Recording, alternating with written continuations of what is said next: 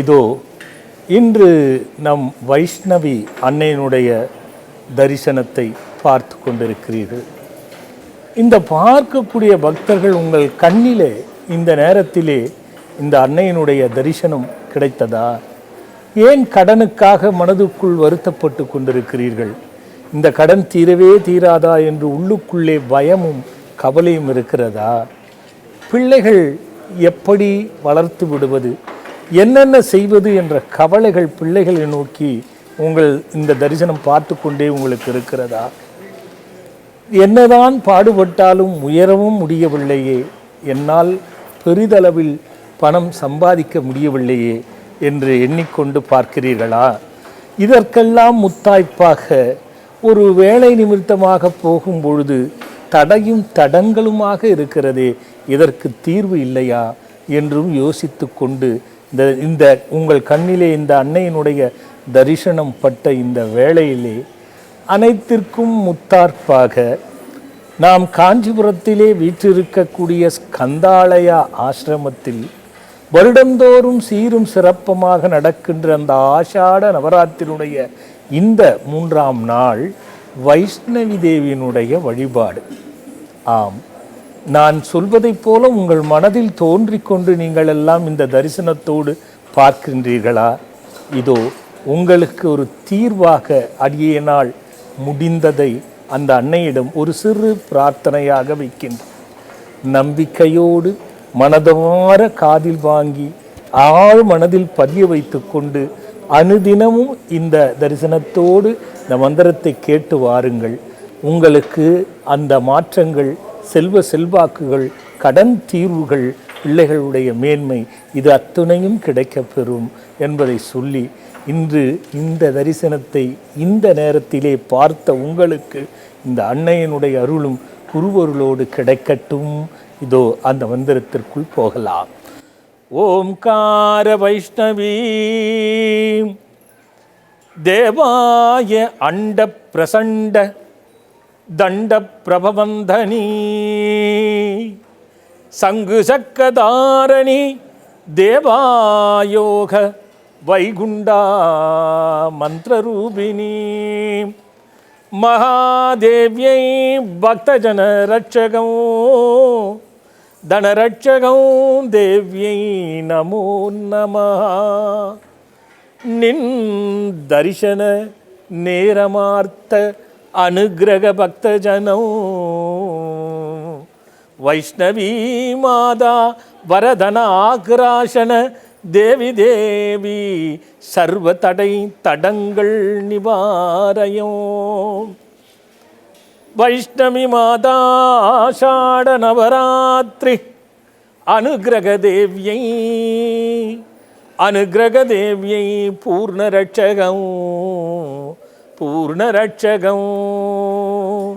தேவ்யாய வைஷ்ணவி ஔம் கௌம் ஸ்ரீம் ஹ்ரீம் க்ளீம் க்ரீம் வசிம் ஸ்ரீதாரி யோகதாரி மந்திரதாரி விபவி விஸ்வாசினி விஸ்வரூபிணி கைலாயதாரிணி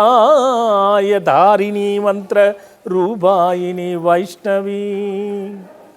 நின் தரிசன பக்தஜனம் அனுகிரக தனாகிராசன பசியாயும் கடன் நிவாரணம் ரூபார்த்த தன உச்சிஸ்தான பலசித்தைத்தோ அம்பிகாசுரம் தேவோ தேவியை வைஷ்ணவி யா தேவி சர்வபூதேஷு சர்வ அனுகிரக மாதா தேவியை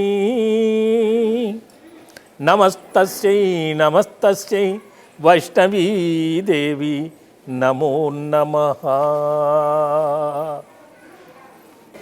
டெய்லி முடிஞ்ச வரைக்கும் அதை பதிவு பண்ணி வச்சுக்கிட்டு டெய்லி கேளுங்க.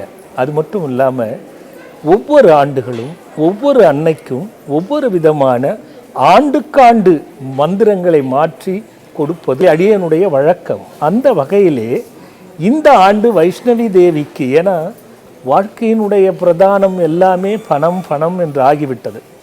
அதற்காகத்தானே மனிதர்கள் பாடுபடுகிறார்கள். பசிக்கும் சோறு ஊட்ட வேண்டும் என்றாலும் பணம் தேவைப்படுகிறது. ஆகையால் இந்த ஆண்டுக்கான இந்த மந்திரத்தை கேட்டுக்கொண்டு, இதை கேட்டு முடித்து உங்களால் நேரம் இருக்கின்றபடி எவ்வளவு முடியுமோ அவ்வளவு கேட்ட பிறகு இதோ திரையில் வருகின்ற மந்திரத்தை பாருங்கள். அனுதினமும் காலையும் இரவும் இந்த மந்திரத்தை சொல்லிக்கொண்டு வாருங்கள். நீங்கள் என்ன வேதனையுடன் இப்பொழுது இந்த தரிசனத்தை பார்த்து கொண்டு இந்த நிகழ்வை பார்க்கிறீர்களோ அது நிச்சயம் திண்ணமாக நிறைவேறும். ஆம், உண்மையும் நம்பிக்கையும் ஆழ்ந்த பக்தியும் இருப்பவர்களுக்கு மட்டுமே என்பதை சொல்லி, இது ஏதோ நேரலைவரிசையிலே இப்போது இது பதிவுகளின் வாயிலாக இந்த இணையதளத்தின் வாயிலாக உங்களுக்கு கொடுப்பது என்பது இல்லை. உளமாற ஆத்மார்த்தமாக மந்திர பிரயோகம் செய்யப்பட்ட நிகழ்வுதான் இது. இதில் இன்னொரு முத்தாய்ப்பை பாருங்கள். இங்கு வைஷ்ணவி தேவியை பார்த்து விட்டீர்கள்.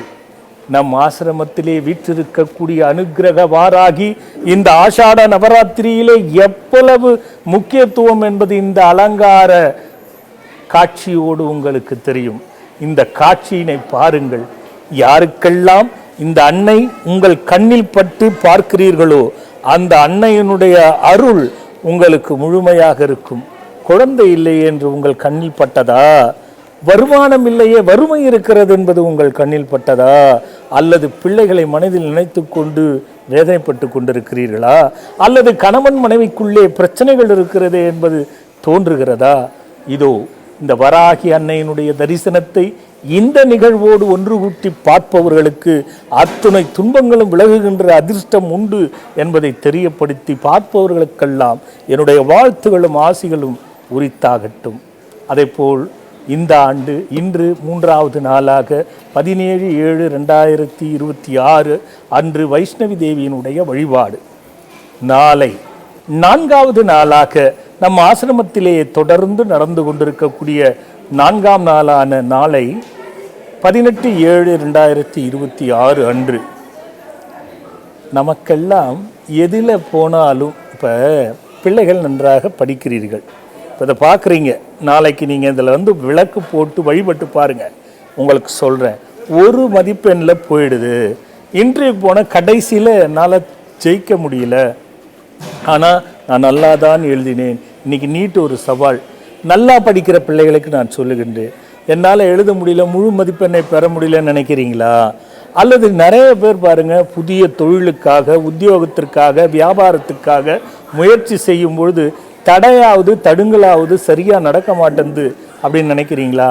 இல்லைங்க, போன வருஷமே திருமணம் முடிஞ்சிருக்கணும், நிச்சயதார்த்த அளவிலே போச்சு, ஆனால் கடைசியில் தடுங்களாய் போச்சு, அது என்னன்னே புரியல, இது 2வது முறை நடக்குது. அதுபோல் முயற்சிப்பவங்க புதிதாக திருமணம் முடிவு செய்து அதை முயற்சிக்கும் பொழுது தடையாகிறதா? இப்படி எந்த விஷயம், எப்படிப்பட்ட காரண காரியங்களாக இருக்கக்கூடிய விஷயங்களாகட்டும் தடையும் தடுங்களாக இருக்கிறதா?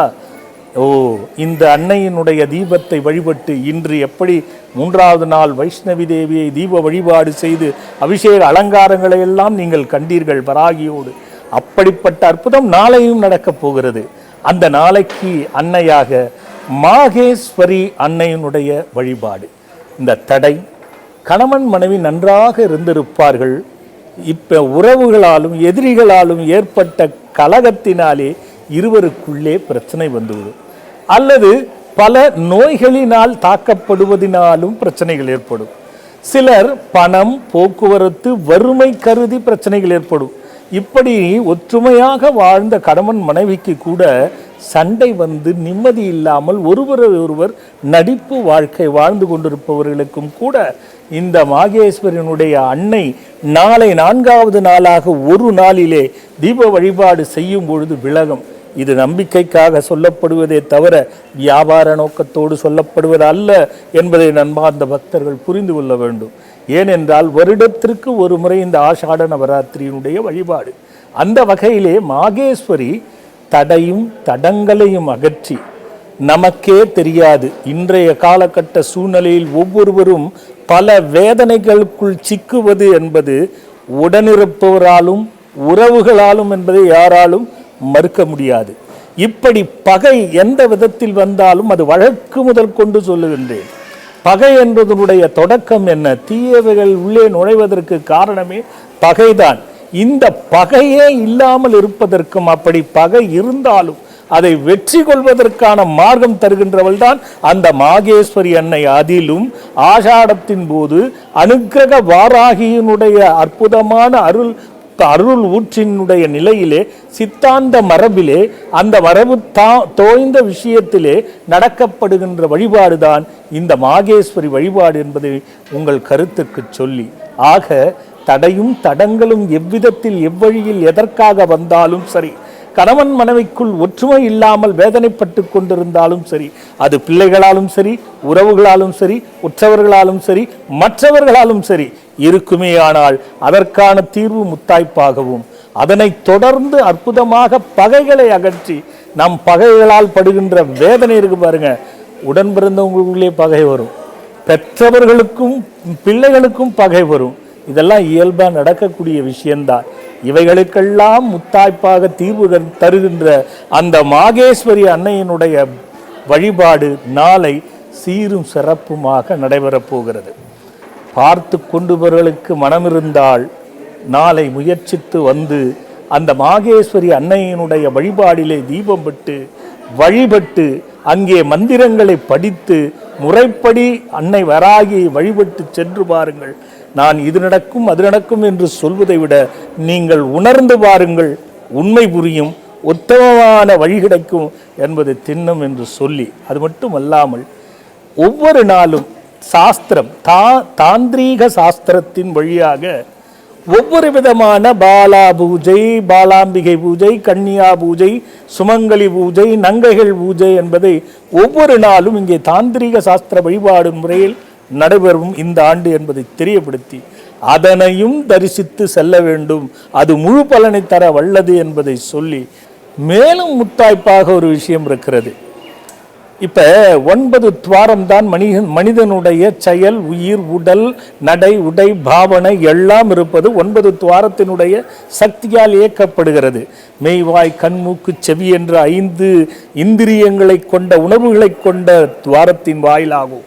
எருவாய், கருவாயின்னு சொல்லக்கூடிய 2ம் சேர்த்து 9ஆக வடிவமைக்கப்பட்டிருக்கிறது. கண்கள் 2, மூக்கு 2, வாய் 1, இப்படி சேர்த்து எருவாய் கருவாயோடு சேர்த்து நவசக்திகளாக இருக்கக்கூடியதினால், இதில் யாருக்கெல்லாம் கர்மத்தின்படி நோயாக வருகிறதோ, கர்மத்தின்படி தடையாக இருக்கிறதோ, கர்மத்தின்படி வினையாக இருக்கிறதோ, அவர்களுக்காக பிரத்யேகமாக அகத்திய சாஸ்திரத்தின் வாயிலாக கொடுக்கப்பட்ட மூலிகைகளை ஒன்றாக தொகுத்து பக்குவப்படுத்தி பஸ்பமாக்கி அதிலே தீர்த்தம் செய்து, அந்த தீர்த்தம் நவ தகவு தீர்த்தம் என்ற தீர்த்தமாக்கி உங்களுக்கு கிடைக்க இந்த 4வது நாள் உங்களுக்கு வழியாக இருக்கிறது என்பதை கருதி, இந்த நாளை விட்டுவிடாமல் அந்த தீர்த்தத்தை பெற்று உள்ளூர இருக்கின்ற அகம்புறத்தை சுத்தி செய்து கொள்ள ஒரு அற்புதமான வாய்ப்பு என்பதை கருதி நாளை ஒரு பதிவோடு பார்க்கிறேன்.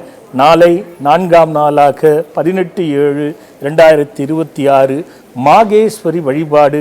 தடை தடங்கள், கணவன் மனைவி ஒற்றுமை, பகை விலகி நிம்மதியாக இருப்பதற்கான மார்க்கம். வாருங்கள், பங்கு கொள்ளுங்கள், பலனடையுங்கள், பயனடையுங்கள் என்று ஆசி கூறி விடைபெறுகிறேன். வணக்கம்.